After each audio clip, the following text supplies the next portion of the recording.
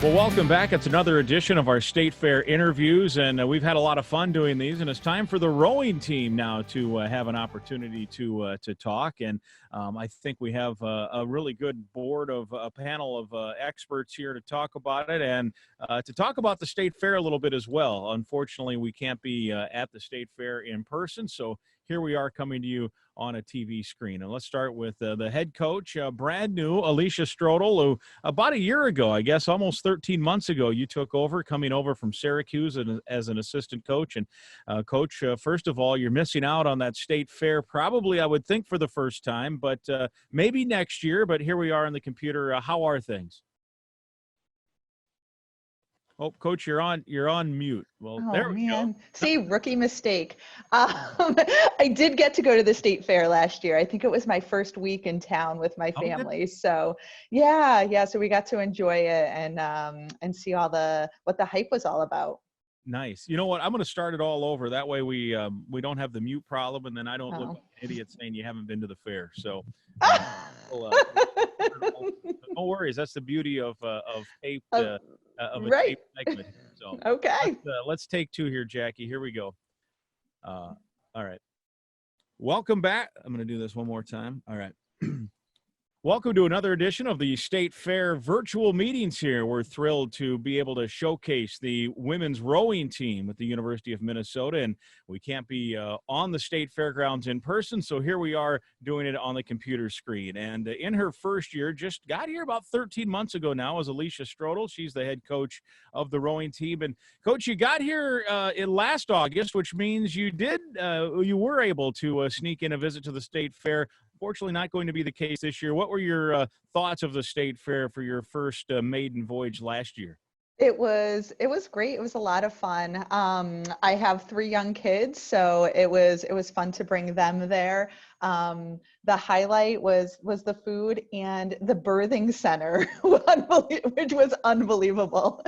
So we're missing out on that science and education component this year, but we had a good time. Did you get a chance to see any animal actually give birth to another animal? Yes. I don't know if you've been in there for that, but I have, yeah. I mean, you haven't lived until you experience that. Exactly. We saw a sheep, which was one of the more modest birthings, but it was fun. It was a good time.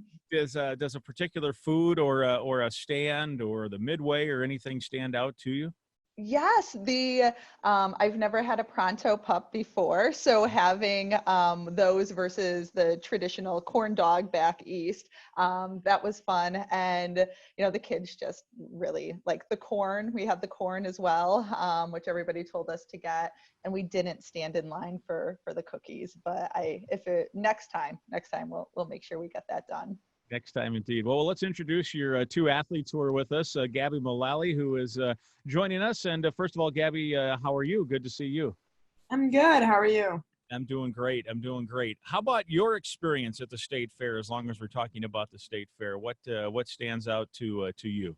Yeah, I really liked it. I think what stands out the most is just how many people go to the State Fair. I'm from Wisconsin, so I'd only been I think, to the Wisconsin State Fair when I was younger. So it was really shocking to go back and just be with that many people. But I really like the food there. And I forgot the name of it, but it's like where you can get milk basically on tap and just keep going. Yeah, there's a couple different. Cool. Yeah, that's right. Well, and if you have cookies, you can walk down a couple of blocks and add the milk if you'd like to dunk them, I guess, right? Yes. Yeah. Well, Gabby, you mentioned you're from Wisconsin, and I was going to ask when you went to the fair for the first time, did you go as part of the team or did you go on your own with friends? I went with the first time I went was my freshman year, and I went with 2 of my teammates, but we just went on our own. I think as freshmen, everybody gets a free ticket, so we just went together. Well, and what was when you were invited and they said, "Hey, we're going to go to the State Fair"? What was your anticipation? And then second, how did that change maybe once you arrived at the fairgrounds and saw 200,000 people there? I feel like I kind of thought it would be like a typical state fair, like animals and food and the rides, but I don't think I was ready to walk in and just see thousands of people everywhere. All right. Well, let's ask Lauren. Lauren Burrows-Chang with us as well. She's a member of the rowing club, the rowing team, and let's ask about her experience with the state fair because she comes from a long ways away to experience the Great Minnesota Get Together. What has your experience been like? Yeah, I really enjoy the state fair. It's something that I look forward to every year. So I was pretty bummed when it wasn't happening this year, but yeah, like Gabby said, I didn't really, I don't know what I expected, but I definitely didn't expect it to be that big and like that many people walking around and stuff. So that was, yeah, pretty crazy, especially compared to the little fair that we have where I'm from. It's just like, doesn't even really compare. How big is the little fair where you're from? Yeah. Yeah. And then, so I guess some of the foods that I really look forward to is the cheese curds. I feel like they're just like the best. I can't find them anywhere else that are just as good. So yeah, and then the corn, I always really look forward to the corn. Yeah, the corn on the cob, nothing wrong with that, that's for sure. Did you guys either of you make your way to the Midway? Did you try any of the Carnival Games or ride any of the rides in your visits to the fairgrounds? I did my freshman year. I think I went on like, yeah, quite a few of the rides, so that was really fun. I really wanted to go on the big slingshot one, but I didn't get to do that, so hopefully next year. Yeah, next year, let's hope. Gabby, how about you? Any time on the Midway? We definitely made our way that way, but I just took part watching from the ground. I have a small fear of heights, so some of those rides were not for me, but I did enjoy watching other people go on them. Well, Coach, let's talk about your team here a little bit and what a year it has been. As we mentioned, you got here, a little over a year ago, and it wasn't that far into that first year. You guys were, on the river, and the next thing you know, the dam broke, so to speak. Everything got shut down. What has that been like trying to create your program, trying to create a chemistry, trying to get everything in line to what you want, while for much of that time, at least in the spring, you couldn't even see anyone in person. It was mostly like we are doing now on a virtual screen. Right. And it was challenging. I think I'm grateful that we were all together when we heard the news and could kind of rally around and support each other in that. We came home right away and tried to figure out how to keep things going. And it was a lot of Zoom calls like this. It was book clubs. We had sports psych come in and do some mental imagery skills for us as well. And we got together just in small groups throughout the spring. But there is a little bit of Zoom fatigue that was happening. And we've taken a break for the last month and a half or so. But, the silver lining in it is we did get a lot more FaceTime together and get to know each other, especially through the book clubs that we did, and just hear everybody's ideas and voices and values through that. Did you have a favorite book that you guys went over as a team? We could all talk about it. I really enjoyed our first book. It was Grit by Angela Duckworth. So the entire team read that and broke out into small groups to discuss. And that was just a good book for that time as well, about how to persevere and, pick yourself up when you get knocked down and how everybody who's achieved at a high level has had to go through those moments. Gabby, how about you? Did you have a favorite book over the course of the time you guys were reading books? Yeah, we read Brave Enough by Jessie Diggins, and she won a gold medal for cross-country skiing at the Pyeongchang Olympics. And so it kind of like chronicles her whole journey. And she's, I think, from 20 miles outside of St. Paul. So that was kind of cool too, to like listen to her talk about things like in the St. Paul or in the Twin Cities and know where that was. And then her journey through the sport of cross-country skiing. Yeah. I think she's from Stillwater. So yeah, right. Just down the road from campus. Indeed. Lauren, how about you? Did you have a favorite book? Yeah, I enjoyed both of those. I probably liked Grit a little bit more. It was just good, at that time, just to figure out, how to keep going and like work through different challenges. But then the Jessie Diggs book was also really good, with just like hearing, someone that's so successful and stuff. But it was Coach, good. What's the near-term plan now in getting the team back together? Obviously, there's an option of distance learning. There's an option if you, I suppose, want to have them all on campus. What do you think is going to go best here? And can you get on the water? Have you been approved to do that yet by the league and by the school? We can get on the water once everybody is COVID tested. So there is so much changing, and it changes week to week. We are currently scheduled to have our COVID test on September 3rd and try to get the women out on the water. We'd be out in small boats, so singles and pairs primarily, in pods, which I'm sure you've heard a lot about already, and get out there. The nice, I mean, it's not nice. Everybody has this challenge, which I keep saying is the great equalizer. So, however we handle it, whoever handles it the best can really make up some ground. So we'll be spending the fall on the river in small boats, which are very technical, and without feeling the pressure to need to compete at the end of the fall season. We will spend a lot of time just going back to basics and getting really proficient at the rowing stroke. When you took the job, you at the time were an assistant at Syracuse, where you were a star rower yourself. And look, head coaching jobs don't come along very often. This program has had some good times. They were maybe in a little bit of a plateau, and the hope is now to build a little. When you got to campus and saw the boathouse and saw the campus and saw everything about it, what was attractive about, I'm gonna tackle this challenge? I thought that the support that was here, the facilities, the campus alone is gorgeous. The athletic department is funded and supported in a way that was very different than what we have back east. The Big Ten is great. So seeing all that, I knew that we could be successful. And then seeing other outdoor Olympic sports have that success, here in Minnesota, because we all know that the knock is the weather. But when I was interviewing, softball was in the World Series, the NCAA World Series, vying for a national championship. And really, it was like, if they can do it with the same challenges, the same weather challenges, why not us? I think we've also seen the Big Ten really climb in our sport. The Big Ten was the most competitive league in 2019, sending 6 of the 8 rowing teams to the national championship. So we were seeing people in the Midwest do it as well. So I think all of that, between the support, Mark Hoyle said, the good thing about me is I like rowing. The bad thing about me is I really like rowing. So, and just feeling that and knowing that, I think gave me the confidence to come and take this on.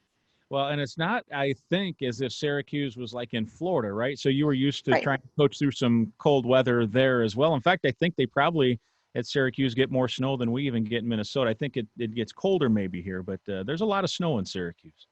There is. There's a lot of lake effect snow, and you're absolutely right. They get more snow, but we don't get but the prolonged cold temperature is unique to Minnesota.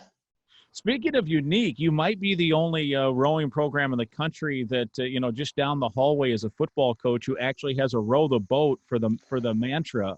How do you like that, walking onto campus, and when people say row the boat, oftentimes they're talking football?